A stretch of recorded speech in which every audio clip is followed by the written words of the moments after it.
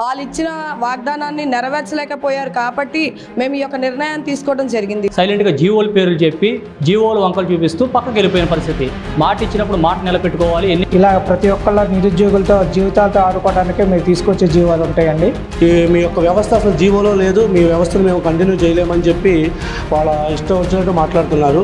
కొన్ని నెలల నుంచి మేము ధర్నాలు, ర్యాలీలు, దీక్షలు చేస్తున్నాము.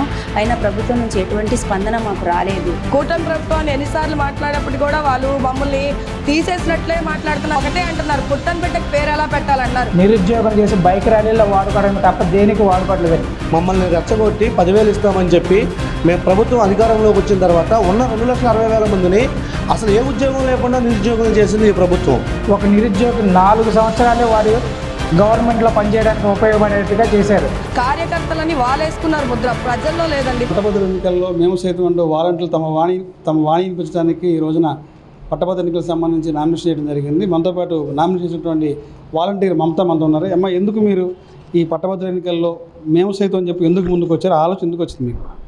ఆలోచన ఎందుకు వచ్చిందంటే గత 8 నెలలని చూసుకుంటే అనేక నిరసనలు, దీక్షలు, అనేక కార్యక్రమాలు చేపట్టినప్పటికీ ఎన్నికలకు ముందు ఏదైతే కూటమి ప్రభుత్వం మనకు హామీ ఇచ్చిందో అది నెరవేర్చలేని పక్షంలో ఉంది. కాబట్టి ఏదైనా సరే వారితో శాసన మండలిలో సరి అని ఢీకొందామని చెప్పి తీర్మానం తీసుకొని మేము ఎమ్మెల్సీ పట్టాభద్రులకి నియమించుకోవడం జరిగిందండి. ఈరోజు వాళ్ళు ఇచ్చిన వాగ్దానాన్ని నెరవేర్చలేకపోయారు కాబట్టి మేము ఈ యొక్క నిర్ణయాన్ని తీసుకోవడం జరిగింది. ఈరోజు ఇప్పటికే వాలంటీర్స్ అంటే వైసీపీ కార్యకర్త అని చెప్పి సమాజంలో ఒక ముద్ర ఉంది.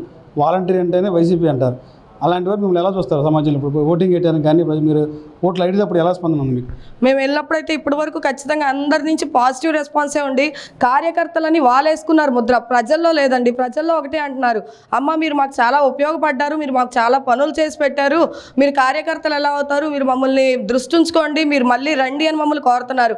ఆ ముద్ర వేసింది కేవలం కూటమి ప్రభుత్వమే కానీ బయట మా క్లస్టర్లో ఉన్న ప్రజలు కానీ మరి ఇతర నాయకులు కానీ ఎవరు అనట్లేదండి ఈ మాట. కేవలం కూటమి ప్రభుత్వమే వాలంటీర్లు అంటే వైసీపీ కార్యకర్తలు అంటున్నారు. ఈరోజు ఎమ్మెల్సీలో పోటీ చేయాలంటే ఈ రోజున ఆర్థికంగా ధన సహాయం డబ్బు అయితే కావాలి. మీకున్న సోర్స్ ఏంటి పరిస్థితి? ఎలా ఏ ఇదితో మీరు పోటీ చేస్తున్నారు? ఏంటి ఎలా ముందుకెళ్ళగలరు ఇప్పుడున్నటువంటి ప్రజెంట్ పోటీ వ్యవస్థలో? కేవలం డబ్బే కాదు కదండి, మంచితనం, మానవత్వం, అభిమానం ఉంటే సరిపోతుంది. మేము ఆ 3 మా దగ్గర ఉన్నాయండి. ఎందుకంటే మేము ప్రజలకు అందించిన సేవ అటువంటిది. కాబట్టి ప్రజలు మమ్మల్ని చాలా ఆదరిస్తున్నారు, మీరు కావాలి మాకు అంటున్నారు.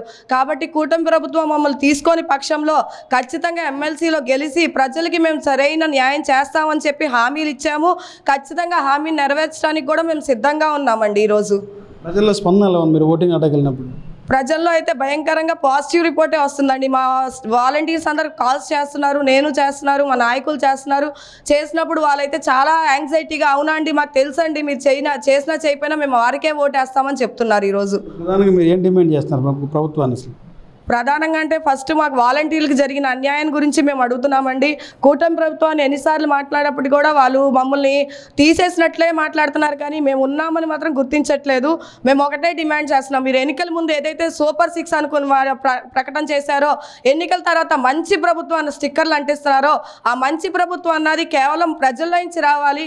కాబట్టి మీరు ప్రజలకి మంచి చేసి మంచి ప్రభుత్వం అనిపించుకోవాలని కూటమి ప్రభుత్వాన్ని కోరుతున్నాం. మేము ఎన్నికల ముందు కుటుంబం ఎవరుతున్నారు, పవన్ కళ్యాణ్ కానీ చంద్రబాబు కానీ మేము అధికారంకి వస్తే 10,000 ఇస్తామన్నారు, మీకు ఉద్యోగ భద్రత భరోసా మాది అన్నారు. ఈ రోజున పవన్ కళ్యాణ్ కానీ చంద్రబాబు దీని మీద ఏమన్నా ఎప్పుడన్నా కలిసారా? ప్రస్తావన వచ్చిందా?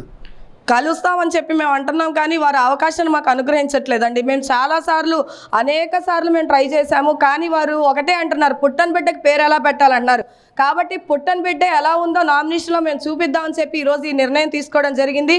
ఖచ్చితంగా మేము వారిని కలుస్తామని కూడా మేము డెఫినెట్గా వారికి చెప్తున్నామండి. ఏంటి పరిస్థితి రోడ్లుగా మీరు ఒకవేళ ఎమ్మెల్సీ కలెక్ట్ అయితే ఎలాంటి మీ వాయిస్ ఎలా వినిపిస్తారు? మీ డిమాండ్ ఖచ్చితంగా యువతరానికి ఏదైతే ఈరోజు నష్టం జరుగుతుందో మా వాణిని అక్కడ వినిపిస్తామండి. ఎందుకంటే వాళ్ళు ఈరోజు 2,60,000 మందికి న్యాయం చేయలేని వారు 20 లక్షల మంది జాబ్ క్యాలెండర్ ఇస్తానని చెప్పి వాళ్ళు అన్నారు. మరి వారు ఎట్లా ఇస్తారో ఏంటో మేము ఖచ్చితంగా మా వాణిని అక్కడ వినిపిస్తాం. యువతరానికి జరుగుతున్న అన్యాయంపై ఫస్ట్ మేము పోరాడతామండి. రాష్ట్ర వ్యాప్తంగా 2,60,000 కుటుంబాల కోసం ఈ నిర్ణయం తీసుకోవడం వచ్చింది. గత 8 నెలల నుంచి ఈ ప్రభుత్వం మీద అనేక విధాలుగా మేము ఒత్తిడి చేసినప్పుడు కూడా ఎక్కడా లొంగకుండా వ్యవస్థలో మీరు లేని పిల్లలకు పేరు ఎలా పెట్టాలని చెప్పి హేళనగా మాట్లాడడం, ఇలా చాలా వాళ్ళు ఇదేంటి చాలా ఘోరంగా మాట ఇచ్చారు, మాట నిలబెట్టుకోండి అని అడుగుతున్నా కూడా సైలెంట్గా జీవోల పేర్లు చెప్పి జీవోలు వంకలు చూపిస్తూ పక్కకి వెళ్ళిపోయిన పరిస్థితి. అది సరైన పద్ధతి కాదు.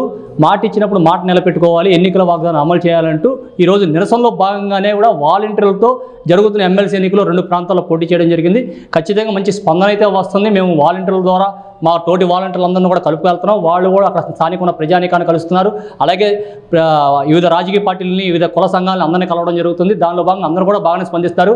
మీకు ఎన్నికల హామీ ఇచ్చారు, హామీ నిలబెట్టుకోవడం చాలా దురదృష్టకరం. ఇది చంద్రబాబు నాయుడు గారికి అది తగదని చెప్పేసి అందరూ కూడా అంటున్నారు. ఖచ్చితంగా ఓటు అనే ఆయుధంతో మీకు కూడా మేము ప్రాధాన్యత కల్పిస్తామని అడుగుతున్నారు. చెప్తాం, అది ఖచ్చితంగా కల్పిస్తామని చెప్తున్నారు. సరే మేమన్నా మొదటి ఓటు ప్రాధాన్యతైనా లేదా మీకు అప్లికేషన్ ఉంటే మాకు రెండో ఓటైనా సరే మాకు ఓటేయండి అని చెప్పేసి మేము కోరుతున్నాం. ఖచ్చితంగా ఇది ప్రభుత్వం మీదకి ఒత్తిడి అయితే వెళ్ళొద్దని మేము నమ్ముతున్నాం. ప్రభుత్వం ఇప్పటికైనా వాళ్ళ యొక్క మంకు పట్టుదనాన్ని వదిలిపెట్టాలి. ఇది ఒక రాజకీయ పార్టీని వాలంటీర్లుగా చూడకుండా సేవా దృక్పథంతో చేసిన వాలంటీర్లుగా చూడగలిగితే డెఫినెట్గా ప్రజలకు ఎంతో మంచి జరుగుద్ది. ప్రజలు కోరుకుంటున్నారు, ఈరోజు వాలంటీర్ వ్యవస్థ కావాలని చెప్పి కోరుకుంటున్నారు. ఇప్పటికైనా కళ్ళు తెరవాలని చెప్పి ఈ ప్రభుత్వాన్ని మీడియా ద్వారా కోరుకోవడం జరుగుతుంది. ఉమ్మడి కృష్ణా గుంటూరు జిల్లా నుంచి గంటా మమతా గారు పోటీ చేస్తున్నారు. అలాగే ఉమ్మడి తూర్పుగోదావరి పశ్చిమ గోదావరి జిల్లా నుంచి మా శివగణేష్ గారు పోటీ చేస్తున్నారండి. ఈ 2 ప్రాంతాల్లో డిగ్రీ వాళ్ళకి సంబంధించిన ఎమ్మెల్సీ ఎన్నికలు జరుగుతున్నాయి కాబట్టి ఈ 2 చోట్ల మేము పోటీలో పెడతాం జరిగింది. ఖచ్చితంగా మా ఓటే వాలంటీర్ల ఓటే సుమారుగా ఈ కృష్ణా గుంటూరు ఉమ్మడి జిల్లాలో 8,000 నుంచి 12,000 ఓట్లు ఉన్నాయని మాకు అంచనాకు ఇప్పటికే సర్వేలో తేలినాయి. సరే ఏమైనట్టుగా మా ఓటు మాకు పడిద్దని మేము నమ్ముతున్నాం. అలాగే తోటి సచివాలయ సెక్రటరీలు అందరికీ ఓట్లు ఉన్నాయి. వాళ్ళందరూ కూడా మేము మద్దతు కొడుతున్నాం. మొదటి ఓటు ప్రాధాన్యత ఇవ్వండి, లేదా మీరు మొదటి ఓటు ఎవరికైనా కల్పించినా రెండో ఓటైనా మనకు అవకాశం కల్పించడం అని చెప్పి మేము కోరుతున్నాం. మంచిగానే స్పందిస్తున్నారని మేము నమ్ముతున్నాం అనమాట. నిరుద్యోగులుగా మారకూడదని ఈ ఎమ్మెల్సీలో పోటీ చేస్తున్నామండి. ముందు నిరుద్యోగులందరికీ మా తరపున ముందుగా మేము తెలియజేసేది ఏంటంటే, వాలంటీర్ వ్యవస్థ గవర్నమెంట్ తీసుకొచ్చిన వ్యవస్థ అండి. ఒక పార్టీ తీసుకొచ్చిందన్న ముద్ర వేశారు. గవర్నమెంట్ ఆధారంగా వచ్చాం కాబట్టి గవర్నమెంట్లో ఎప్పటికైనా న్యాయం జరిగిద్దని ఈ 5 సంవత్సరాలు పనిచేసాం తప్ప ఒక పార్టీ కోసం మేము పనిచేయలేదండి. ఈ ప్రభుత్వం తీసుకొచ్చిన విధానాల ప్రకారం మేము వైసీపీ కార్యకర్తలు అన్నారు. రాబోయే రోజుల్లో కూటమి ప్రభుత్వం తీసుకొస్తుంది 20 లక్షల ఉద్యోగాలని చెప్పి వాళ్ళందరూ తెలుగుదేశం కార్యకర్తలు అయిపోతారా? ఆ తర్వాత వచ్చే ప్రభుత్వాలు ఏవైనా సరే వీళ్ళందరినీ అలాగే వెనక్కి తీసుకుంటుందా? ఇలా ప్రతి ఒక్కళ్ళ నిరుద్యోగులతో జీవితాలతో ఆడుకోవడానికే మీరు తీసుకొచ్చే జీవాలు ఉంటాయండి. నిరుద్యోగులతో జీవితాలతో ఆడుకున్నారు. మీరు మేనిఫెస్టో కలర్ఫుల్గా ఇస్తున్నారు తప్ప నిరుద్యోగులకి ఉద్యోగాలు అయితే ఆశాజనకంగా ఎవరు ఇవ్వట్లేదండి. మీ పార్టీ సిద్ధాంతాల కోసం మేనిఫెస్టో కలర్ఫుల్ చేసుకోవడానికే నిరుద్యోగులతో జీవితాలతో ఆడుకుంటున్నారు. 58 సంవత్సరాలకు రిటైర్మెంట్ ప్రకటించమని ఉద్యోగ సంఘాలు అందరూ బ్రతిమలాడుకుంటుంటే ఇంకో 2 సంవత్సరాలు జీవో తీసుకొస్తున్నారు. ఇంకో 2 సంవత్సరాలు అంటే ఇప్పుడు 62 సంవత్సరాల వరకు వాళ్ళ పదవీ కాలాన్ని పెంచుతూ వెళ్తున్నారు. నిరుద్యోగులకు మాత్రం ఉద్యోగాలు తీసుకురావడానికి మాత్రం వయసు పెంచరు. 24 నుంచి 30 లోపు అప్లై చేసుకోవాలని చెప్తారు. ఈ 30 సంవత్సరాల లోపు ఇక గవర్నమెంట్ ఉద్యోగానికి నిరుద్యోగులకి పనికిరారు. మీరిచ్చే నిరుద్యోగ వృత్తులకి, మీరిచ్చే స్కిల్ డెవలప్మెంట్లకి ఉపయోగపడాలి తప్ప మీ ఓటింగ్లకి ప్లస్ మీ రాజకీయాలకి ర్యాలీల్లో బైకులు తోలడానికి తప్ప నిరుద్యోగులు ఇంకా దేనికి పనికి రాకుండా చేస్తున్నారు. మీరు ఏ గవర్నమెంట్, ఏ అధికారంలో ఏ పార్టీ ఉన్నా సరే నిరుద్యోగుల్ని వాళ్ళ పార్టీ కార్యకర్తల కింద మార్చుకుంటున్నారు తప్ప నిరుద్యోగులు చేసి బైక్ ర్యాలీల్లో వాడుకోవడానికి తప్ప దేనికి వాడుకోవట్లేదండి. ఒక నిరుద్యోగికి కూడా మీరు ఉద్యోగ భద్రత కల్పించట్లేదు. మీరు తీసుకొచ్చే జీవోల్లో ఒక నిరుద్యోగి 4 సంవత్సరాలే వాడు గవర్నమెంట్లో పనిచేయడానికి ఉపయోగపడేట్టుగా చేశారు. 60 సంవత్సరాలు ఉండాల్సిన ఉద్యోగ భద్రతని మీరు ప్రభుత్వాలు మారినప్పుడల్లా 4 సంవత్సరాలకు ఒక్కసారి నిరుద్యోగులుగా ఉన్నవాడు ఆ అధికారంలో ఉన్న పార్టీకి పని చేసినట్టే తప్ప 60 సంవత్సరాలు వాడి జీవితంలో ఇంకా ఉద్యోగం రాదు, చేయలేడు కూడా. ముఖ్యంగా మేము నిర్ణయం తీసుకోవడానికి మేము గత ప్రభుత్వంలో కేవలం 5 సంవత్సరాలు కేవలం ఫర్ మంత్ 5,000 జీతానికే పనిచేసాం. ఈ కూటమి ప్రభుత్వం ఎలక్షన్ మేనిఫెస్టోలో భాగంగా మీ అందరికీ మేము 5,000 కాదు 10,000 ఇస్తాము, మీకు అందరికీ న్యాయం చేస్తాము, గౌరవప్రదమైన జీతం ఇస్తామని చెప్పి డిప్యూటీ సీఎం గారు అలాగే ప్రజెంట్ ఉన్న సీఎం గారు మాకు హామీ ఇవ్వడం జరిగింది. ఆ హామీ మేరకు మేము ఆశపడి కూటమి ప్రభుత్వాన్ని గెలిపించాము.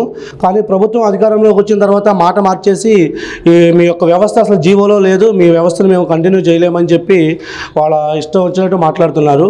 మరి ఈ గవర్నమెంట్ అధికారంలోకి వస్తే 20 లక్షల ఉద్యోగాలు కల్పిస్తాము, నిరుద్యోగులందరికీ ఉద్యోగాలు కల్పిస్తాము అని చెప్పి మా ఉన్న 2,60,000 మందిని నిరుద్యోగులు చేశారు. వాళ్ళు 20 లక్షల మందికి ఉద్యోగాలు కల్పించడం కాకుండా ఏదో 5,000 జీతానికైనా మేము పనిచేసుకోవడానికి సిద్ధంగా ఉన్న వాళ్ళని మమ్మల్ని రెచ్చగొట్టి 10,000 ఇస్తామని చెప్పి మేము ప్రభుత్వం అధికారంలోకి వచ్చిన తర్వాత ఉన్న 2,60,000 మందిని అసలు ఏ ఉద్యోగం లేకుండా నిరుద్యోగులు చేసింది ఈ ప్రభుత్వం.